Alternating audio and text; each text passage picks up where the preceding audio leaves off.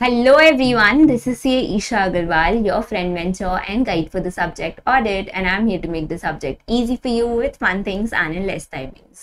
तो आज है हमारा day 7 model test paper series का एंड आज हम सॉल्व करने वाले हैं model test paper 7। Model test paper 7 लिया गया है जनवरी 25 के एमटीपी से and till I remember model test paper 6 भी लिया गया था जनवरी 25 के ही एमटीपी से। I guess that was series 1 and ये है सीरीज 2। उस वीडियो में मैंने आपको एक चीज बताई थी कि जितना इंपॉर्टेंट आपके लिए मई 25 का आरटीपी एमटीपी है उतना ही इंपॉर्टेंट आपके लिए जनवरी 25 का भी एमटीपी आरटीपी है। तो इस वीडियो में भी यही कहूंगी कि यहाँ पे ऑल्दो मैंने मॉडल टेस्ट पेपर 7 से कुछ केस सिनेरियोज एंड कुछ डिस्क्रिप्टिव क्वेश्चंस पिक किए हैं, बट अगर आपके पास वक्त है तो जरूर जाके ये पूरा मॉडल टेस्ट पेपर सॉल्व करिएगा। आज के वीडियो में हम सॉल्व करने वाले हैं एक केस सिनेरियो जो कि बैंक ऑडिट पे है एंड जैसे आपको पता होगा कि अभी रीसेंट न्यू सिलेबस पेपर्स में देखा गया है कि इंस्टीट्यूट बैंक ऑडिट पे एक एमसीक्यू जरूर पूछ रहा है, इसलिए मैंने ये केस सिनेरियो इंक्लूड किया है एंड बाकी हम सॉल्व करने वाले हैं 3 से 4 डिस्क्रिप्टिव क्वेश्चंस। तो देरी ना करते हुए फटाफट स्टार्ट करते हुए आज के वीडियो के साथ। Shreyansh, a chartered accountancy student, is a part of engagement team conducting audit of Coimbatore branch of XYZ Bank under the guidance of CA Dilip, the engagement partner. Shreyansh has been assigned the task of verifying provisions made for the branch's non-performing asset and classification of certain loans as on 31st March 24, of which details are as under. तो यहाँ पे आपको कह रहा है श्रेयांश करके एक CA student है एंड वो XYZ बैंक के कोयम्बटूर ब्रांच का ऑडिट कर रहा है। इस ऑडिट के एंगेजमेंट पार्टनर है CA Dilip and CA Dilip ने श्रेयांश को एक टास्क असाइन किया है। क्या टास्क असाइन किया है कि उसको चेक करना है कि ब्रांच ने जितने भी प्रोविजन बनाए हैं एनपीए पे वो सही है या नहीं है। अब प्रोविजन, एनपीए, सिक्योरिटी, ये सबकी डिटेल्स आपको टेबल में दी गई है, तो आइए एक बार इसको पढ़ते हैं। सबसे पहले आपको बताया है नेम ऑफ अकाउंट, फिर आपको बताया एनपीए क्लासिफिकेशन, फिर आपको बताया आउटस्टैंडिंग बैलेंस, फिर amount of provision and lastly security available. तो आइए एक एक करके इसको पढ़ते हैं। सबसे पहले आता है एबी इंडस्ट्रीज। एबी इंडस्ट्रीज कौन से क्लासिफिकेशन में फॉलो करता है? Doubtful D1। And doubtful D1 पे कितना प्रोविजन बनता है? तो मैम 25% बनता है आपके सिक्योर्ड पे और 100% बनता है अनसिक्योर्ड पे। तो इसका आउटस्टैंडिंग अमाउंट है 10 लाख एंड ये फुल्ली सिक्योर्ड है, तो कितना प्रोविजन बनना चाहिए? 10 लाख का 25% दैट इज 2.5 लाख। तो यहाँ पे इन्होंने गलत प्रोविजन बनाया है फॉर एबी इंडस्ट्रीज।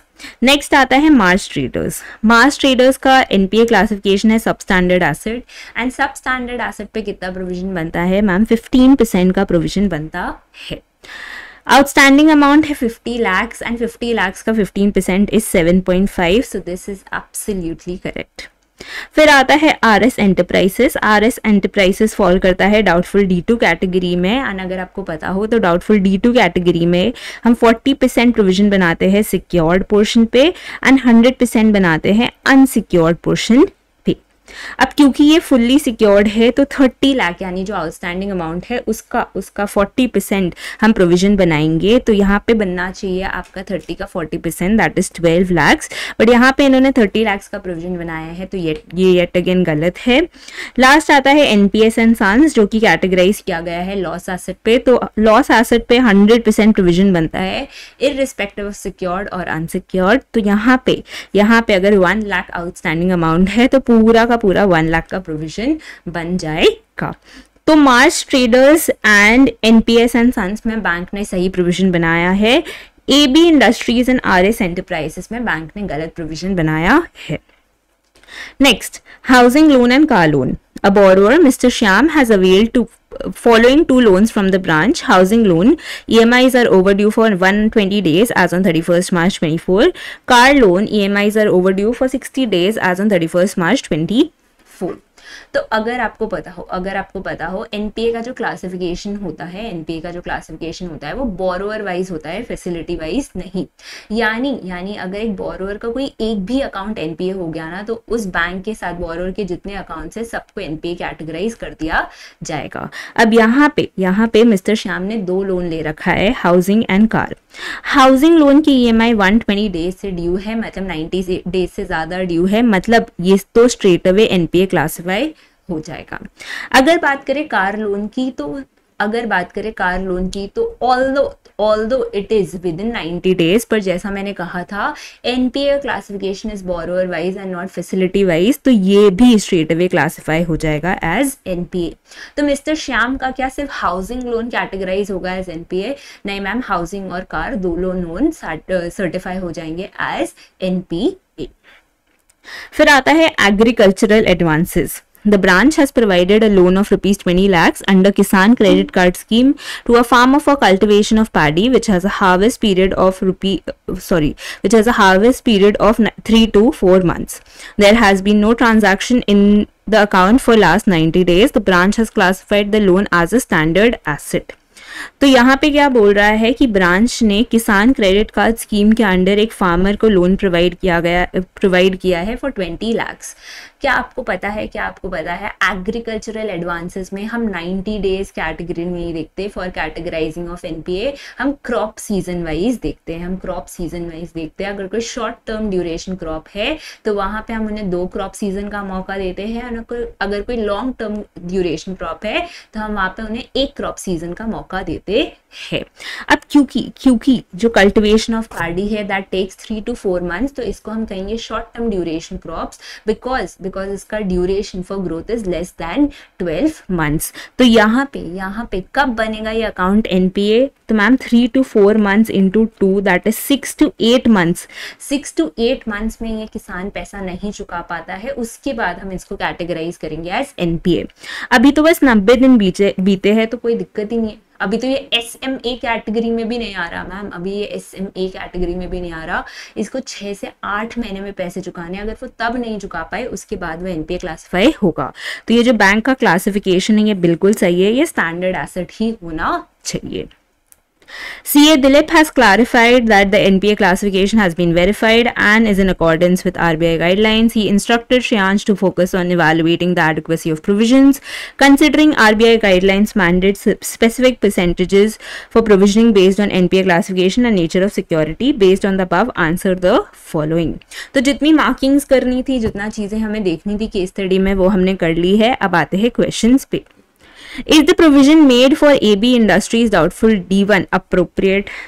तो AB Industries में हमने बोला था नहीं मैम, प्रोविजन जो है वो अप्रोप्रिएट नहीं है। 2.5 lakhs का प्रोविजन बनना चाहिए, यानी 25% का प्रोविजन बनना चाहिए। बट यहाँ पे इन्होंने क्या किया है, 50% का प्रोविजन बना दिया है। तो AB Industries पे जो प्रोविजन बना है वो सही नहीं है।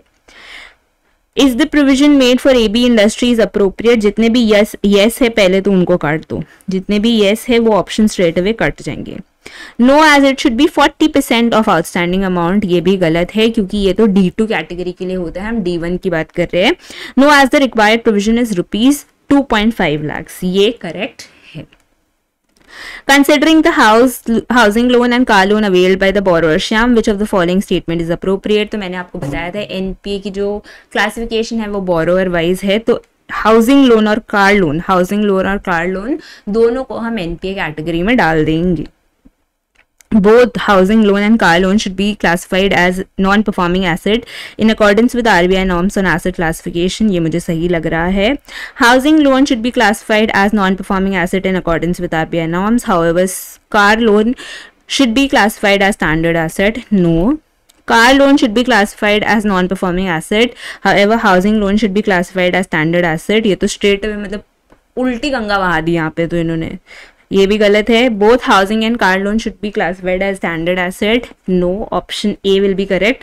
बट मुझे पता है बहुत सारे बच्चे ये वाला ऑप्शन टिक करके आएंगे, वो बोलेंगे हाउसिंग लोन तो नॉन परफॉर्मिंग है बट कार लोन स्टैंडर्ड होना चाहिए। तो मैं बता दूं कि जितने भी लोन बोरोअर ने उस बैंक से लिए, अगर उसमें से एक लोन भी एनपीए हो जाए तो सारे लोन स्ट्रेट अवे एनपीए में डाल दिए जाएंगे। What is the minimum provision required for RS Enterprises considering the account is fully secured? तो RS Enterprise में हमने बोला था 12 लाख का प्रोविजन बनाना चाहिए, so 12 lakh will be the correct answer. As regards the description of agricultural advances under the Kisan Credit Scheme, which of the following statement is most appropriate? तो किसान credit scheme में हमने बोला था हाँ ब्रांच का जो क्लासिफिकेशन है वो बिल्कुल सही है, कुछ भी गलत नहीं है, because the farmer farmer has around 6 to 8 months to repay the amount, 6 से 8 महीने में वो नहीं दे पाया तब उसको एनपीए मानेंगे, तो अभी वो बिल्कुल स्टैंडर्ड एसेट कैटेगरी में है. The branch has erred in making classification as per RBI norms, it is a substandard asset, गलत. The classification made by the branch is proper, however since there is no transaction in the accounts for 90 days, it is a SMA, ये भी गलत. The classification made by branch is proper, ये मुझे सही लग रहा है. The branch has erred in making classification as per RBI norms, it is a doubtful asset, ये भी गलत. Option C is correct. तो आपको देखा कैसे एडवांसेस के छोटे छोटे कॉन्सेप्ट से केस सिनारियो आ रहे हैं. तो मैंने आपको पहले भी वीडियोस में बताया है कि बैंक ऑडिट में एडवांसेस में आपको कॉन्सेप्ट्स पे बहुत फोकस करना है, छोटी से छोटी चीज़ों पे ध्यान देना है ताकि एमसीक्यू आए तो आप आराम से उसमें स्कोर कर पाए. ऑल्सो यू सॉ कि हमने किस तरह से केस स्टडी पढ़ा, एंड केस स्टडी पढ़ने से हमारे लिए सारे क्वेश्चंस पढ़ना कैसे कितना आसान हो गया, एंड क्वेश्चन सॉल्व भी बहुत फटाफट हो रहे थे. So do try this method in your exams. अब आते हैं डिस्क्रिप्टिव क्वेश्चन पे. तो सबसे पहला डिस्क्रिप्टिव क्वेश्चन है, ABC private limited, a manufacturing company, is facing significant financial difficulties due to downfall in the market and increase in the cost of production. CA Ram, the auditor of ABC private limited, has identified the following condition. The company has defaulted on a major loan repayment, current liabilities exceed current asset by 50%, sales revenue has declined by 30% compared to previous year. Management has not yet performed any assessment of company's ability to continue as a going concern, but they provide assurance for implementing corrective measures including cost cutting initiatives and discussion with creditors for restructuring the loan. Which additional procedures need to be performed by CA Ram in accordance with SA 570 when such events or conditions are identified. तो अच्छा question है, बोल रहा है ABC private limited करके एक manufacturing company है, and recently उन्होंने बहुत सिग्निफिकेंट डाउनफॉल फेस किया है एंड उनका कॉस्ट ऑफ प्रोडक्शन भी बहुत ज़्यादा बढ़ गया है.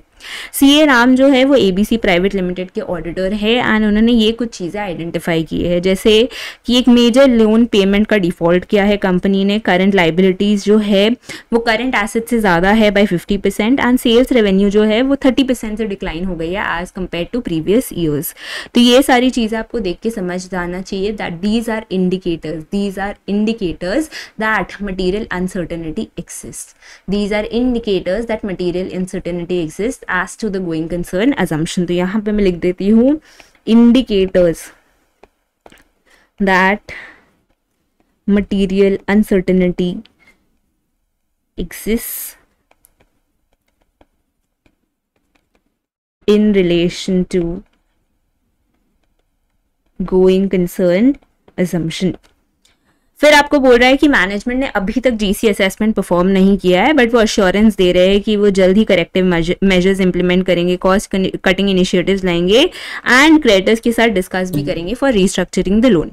आपसे क्वेश्चन पूछ रहा है सीए राम को क्या एडिशनल प्रोसीजर्स परफॉर्म करनी चाहिए जब ऐसे कंडीशंस और इवेंट्स आइडेंटिफाई हुए हैं.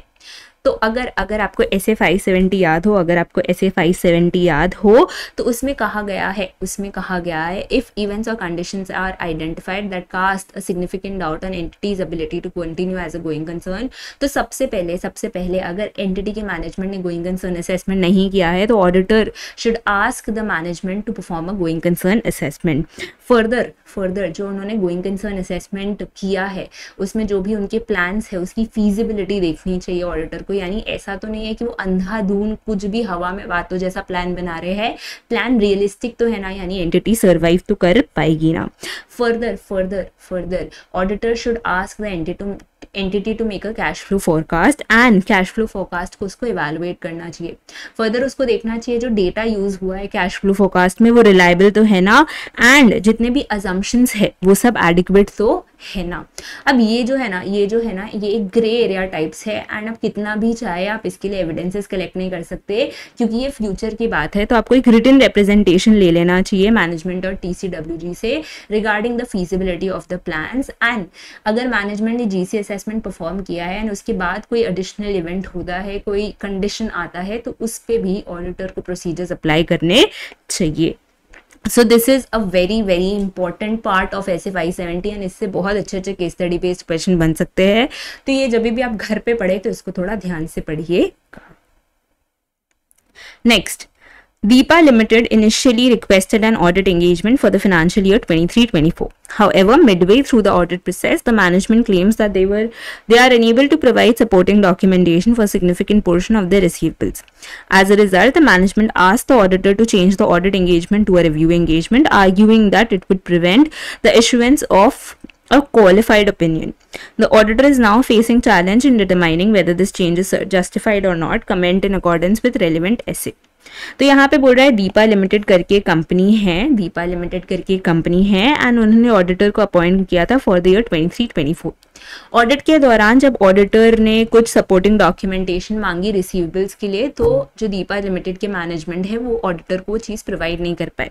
इंस्टेड उन्होंने सोचा एक काम करते हैं, इस एंगेजमेंट को ही चेंज करके रिव्यू एंगेजमेंट कर देते हैं. यानी ऑडिट में जहाँ ऑडिटर इतना डिटेल प्रोसीजर परफॉर्म कर रहा है, एक काम करते हैं इसको रिव्यू एंगेजमेंट कर देते हैं जहाँ पे वो कम प्रोसीजर्स परफॉर्म करेगा एंड इससे क्वालिफाइड ओपिनियन से भी हम बच जाएंगे. अब आपको बताना है ये जो चेंज का रीजन है ये जस्टिफाइड है या नहीं है. सबसे पहले तो बहुत बच्चों को लगेगा मैम ये आउट ऑफ सिलेबस क्वेश्चन है, ऐसा कुछ तो हमें पढ़ा ही नहीं, कौन से ऐसे में की बात कर रही है. मुझे लग रहा है मैम अपने सीए फाइनल का क्वेश्चन डाल दिया है. तो लेट मी टेल यू ये पोर्शन आपके सिलेबस में है एंड ये एक ऐसा पोर्शन है जो बहुत सारे बच्चे स्किप करके चले जाते हैं.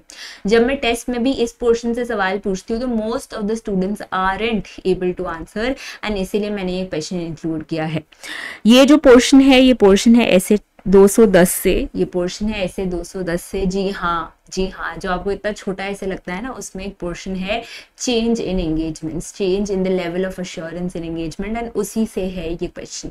तो उसमें कहा गया है कि देखो ऐसे तो एंगेजमेंट चेंज नहीं होता, बट अगर मैनेजमेंट रिक्वेस्ट करे तो ऑडिटर को देखना चाहिए चेंज जस्टिफाइड है या नहीं है.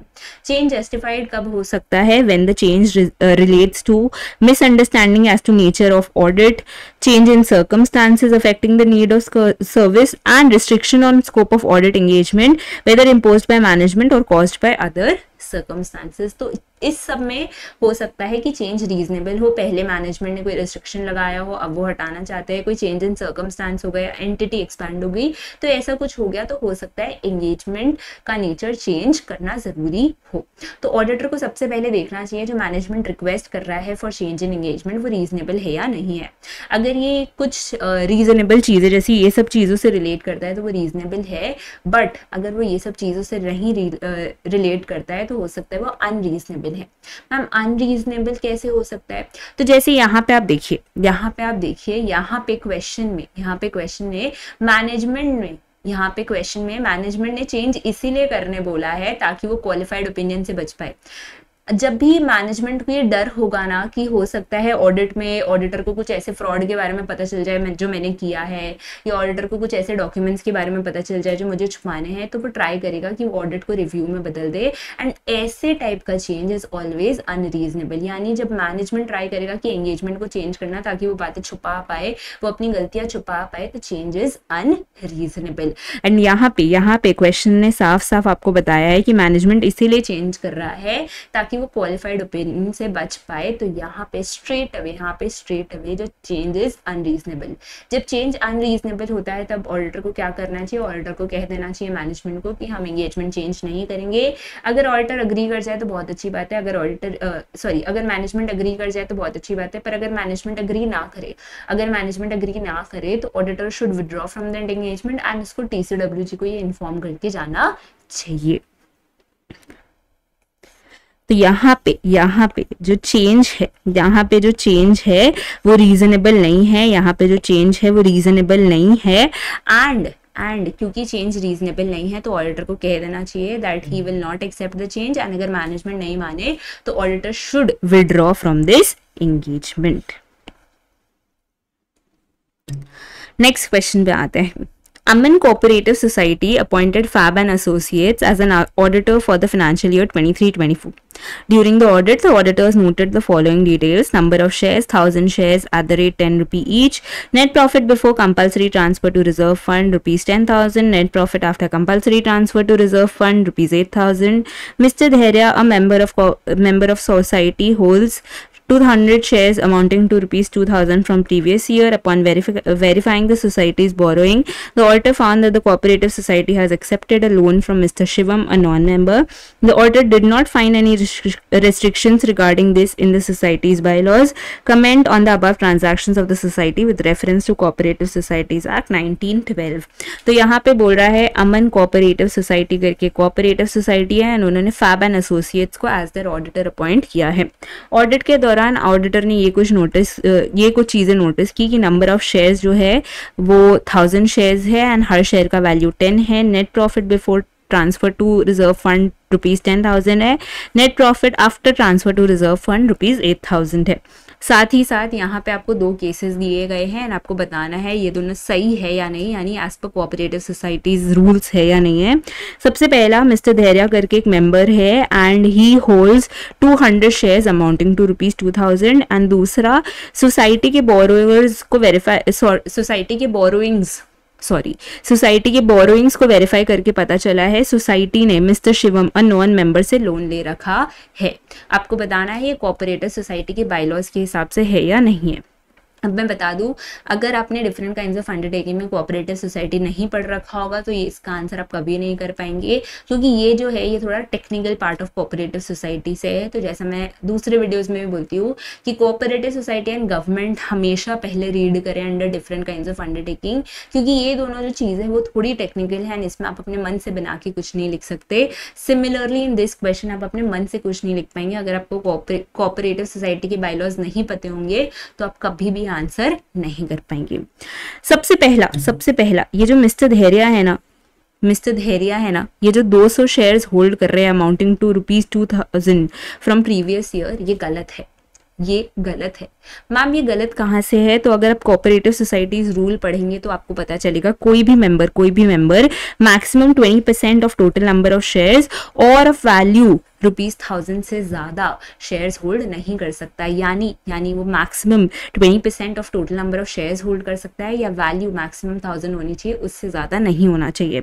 अब अगर नंबर ऑफ शेयर्स के परसेंटेज की बात करें तो वो तो 20% है, वो सही है, बट अगर वैल्यू की बात करें तो वैल्यू 1000 से ज्यादा एक्सीड हो रहा है एंड इसीलिए मिस्टर धैर्या का जो शेयर होल्डिंग्स है वो एज पर कोऑपरेटिव रूल्स नहीं है।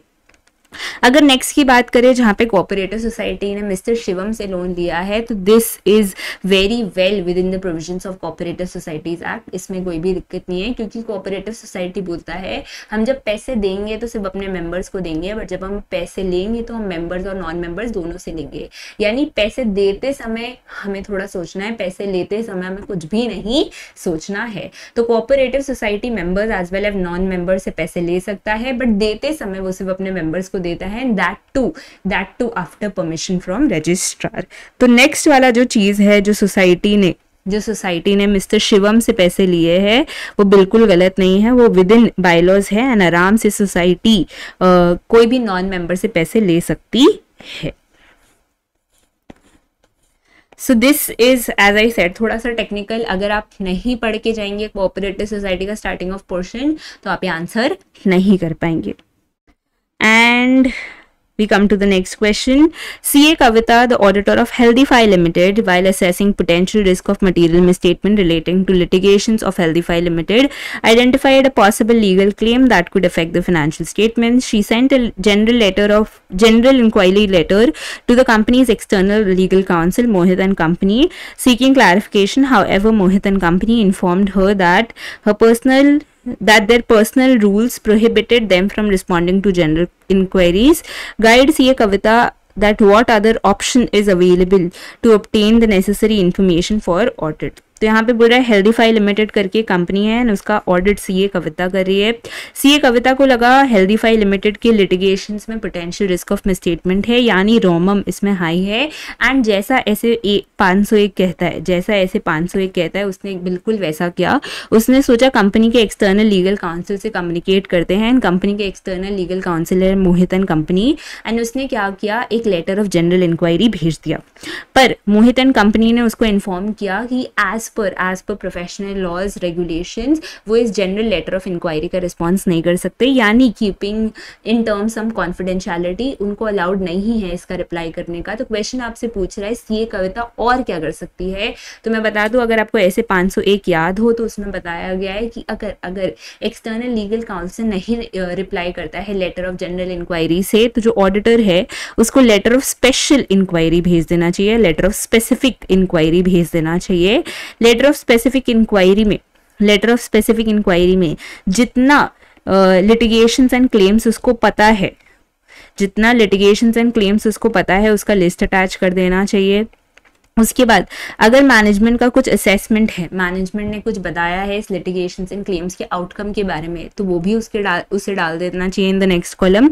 एंड तीसरा कॉलम उसे ब्लैंक छोड़ देना चाहिए एंड कहना चाहिए लीगल काउंसिल को कि जस्ट सर्टिफाई कर दीजिए ये जो मैनेजमेंट का अजम्पशन है, मैनेजमेंट ने मुझे जो बताया आउटकम के बारे में वो सही है या नहीं है, और अगर नहीं है तो क्या सच है।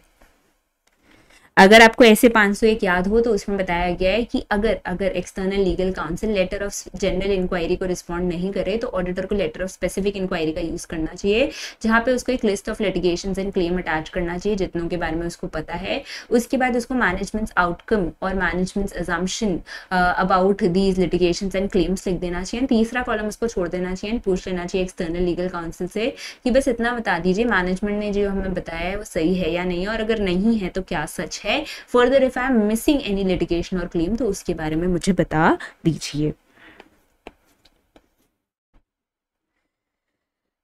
लास्ट आता है question number 5। The management of PQ limited change during the period under audit.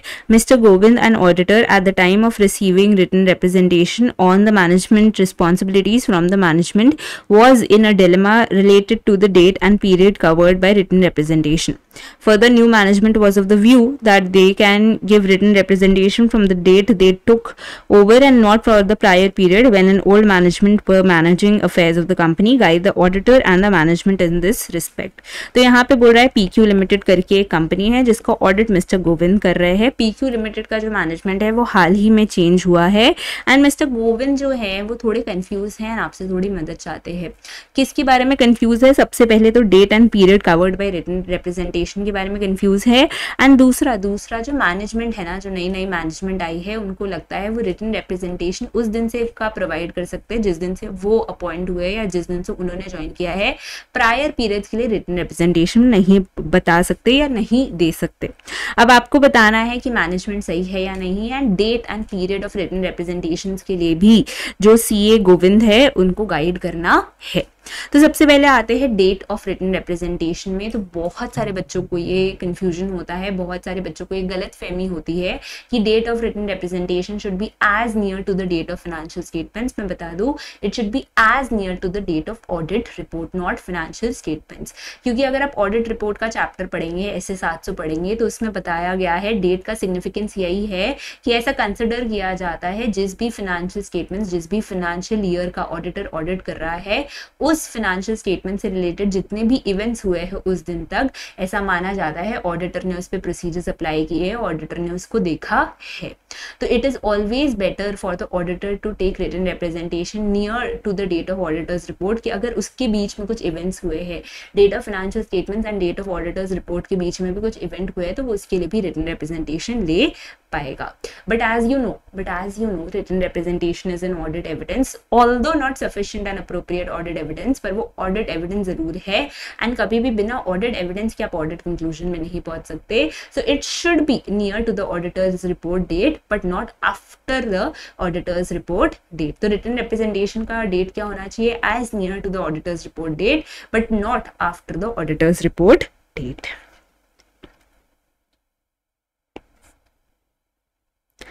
अब अगर रिटन रिप्रेजेंटेशन की पीरियड की बात की जाए तो जितना पीरियड एफएस में रेफर्ड है, ऑडिटर उस पीरियड्स के लिए, जितने भी पीरियड्स मेंशन्ड है एफएस में, उस पीरियड सबके लिए रिटन रिप्रेजेंटेशन लिख सकता है। और अगर बात करें हमारे होशियार मैनेजमेंट की, जिनको लगता है कि क्योंकि वो नए आए हैं तो वो प्रायर पीरियड्स के लिए रिटन रिप्रेजेंटेशन नहीं देंगे या प्रायर पीरियड के लिए रिटन रिप्रेजेंटेशंस नहीं दे सकते, तो आप उनको क्लैरिफिकेशन दे दो और उनको बता दो कि भैया भले ही आप प्रायर पीरियड में नहीं थे, भले ही आप प्रायर पीरियड में नहीं थे, बट आपको रिटन रिप्रेजेंटेशन हर वो पीरियड का देना पड़ेगा, बिकॉज एज एन ऑडिटर हम किसी पर्सन से रिटन रिप्रेजेंटेशन नहीं लेते, हम मैनेजमेंट एज अ होल से रिटन रिप्रेजेंटेशन लेते हैं। तो हमें पर्सन से मतलब नहीं है, हमें डेजिग्नेशन से मतलब है। And it was your duty as a management कि जब आप मैनेजमेंट की रिस्पॉन्सिबिलिटी, जब आप मैनेजमेंट का पोजिशन होल्ड कर रहे थे, तो आपको प्रायर मैनेजमेंट से भी सारी ड्यूटी, सारी बातें समझ जानी चाहिए थी। तो ऐसा कुछ भी नहीं है कि मैनेजमेंट चेंज हुआ है तो वो प्रायर पीरियड के लिए रिटन रिप्रेजेंटेशन नहीं दे सकता, बिल्कुल बिल्कुल दे सकता है, एंड उसको देना पड़ेगा, because as an auditor we take written representation from the post of management और from the you can say from the basically the designation of management and not from the person of management। तो हमें मतलब नहीं है management में पहले कौन था और अब कौन है, वो मैनेजमेंट का हेडेक है कि अब वो नए हैं तो उनको पुराने से ड्यूटीज़ पूछ लेनी चाहिए थी, पुराने से बातें पूछ लेनी चाहिए थी। एज एन ऑडिटर हम मैनेजमेंट से सिर्फ रिटन रिप्रेजेंटेशन लेते हैं।